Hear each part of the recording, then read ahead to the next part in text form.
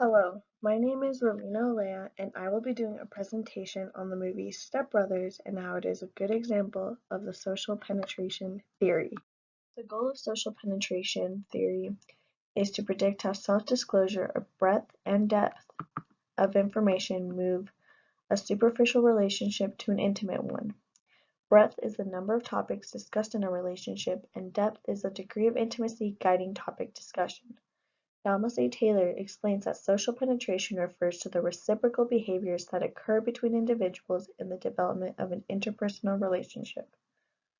These behaviors include exchange of information, exchange of expressions of positive and negative effect, and mutual activities.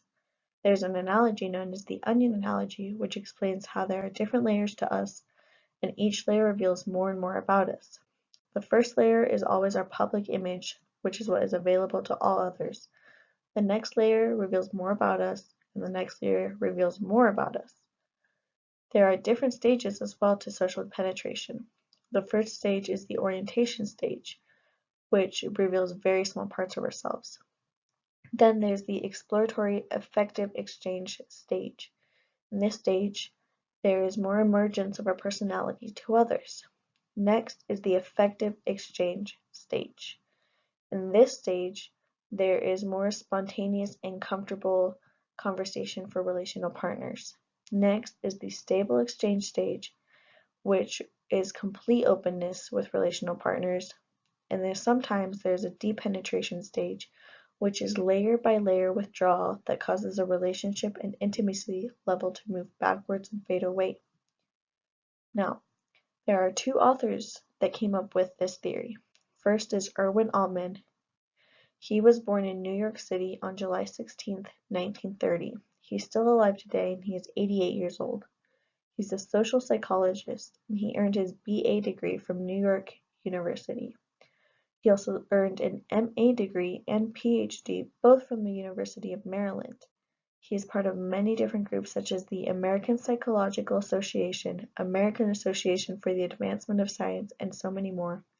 He's currently an emeritus faculty member at the University of Utah, Salt Lake City.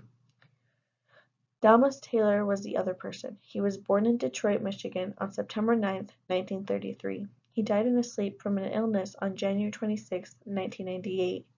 He served in the Army, then got his Bachelor of Science degree in chemistry at Western Reserve University. When he went to Howard University, he began his formal training in psychology and earned a Master of Science degree.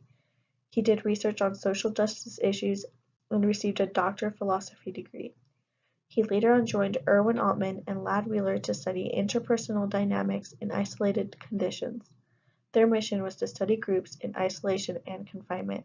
Altman and Taylor they wanted to understand relationship development between individuals. The movie Step Brothers is about two men named Dale and Brennan. Dale and Brennan are both men in their 40s and each live with their parents who are both single. These two single parents meet for the first time at a job and fall in love.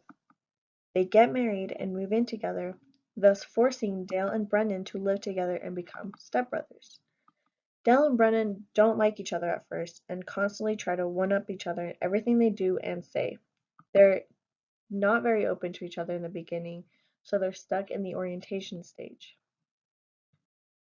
So let's look at some of the different conversations they have that will explain these different stages a little bit better. In the beginning, they would be in the orientation stage, which follows social norms and reveals small parts of themselves. Their orientation stage, they just say what they like to be called, and there is not a lot of self-disclosure, and it's very polite. The next stage is the exploratory affective stage, where more of our personality emerges to others. This is a stage where many relationships don't get past, and there is a lot of thought into what is being revealed. In the movie, while they're eating dinner, their parents encourage them to talk about themselves and ask them about different topics that they have in common. As you can see from the conversation, they like to test each other a lot and push each other's limits and one-up each other. The next stage is the affective exchange stage. This is where people in a relationship become more comfortable with each other. It can include communicating with each other in a way that doesn't involve words.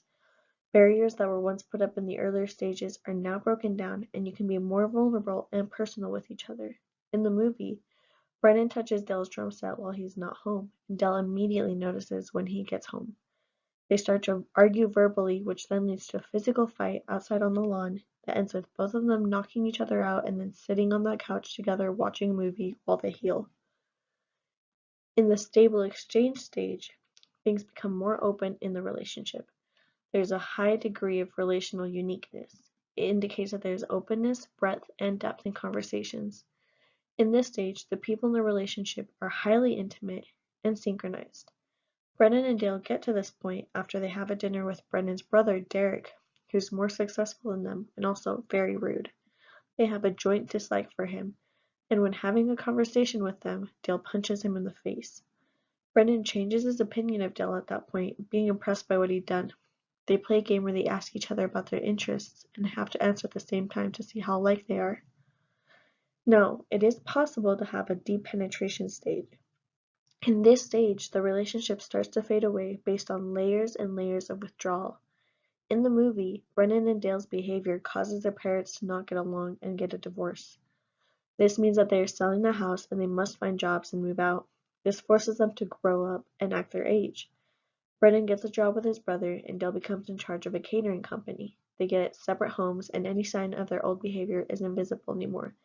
They don't see each other, and they haven't talked in a really long time. This would be their deep penetration stage, in which they go their separate ways and do their own thing. Some recommendations I would make to improve this conflict is, had they just looked at the relational costs and rewards, they would have improved their relationship from the very start. In a sense, they could have looked at the rewards because at dinner, in the beginning, they were revealing certain accomplishments they had as a way to establish dominance in the relationship.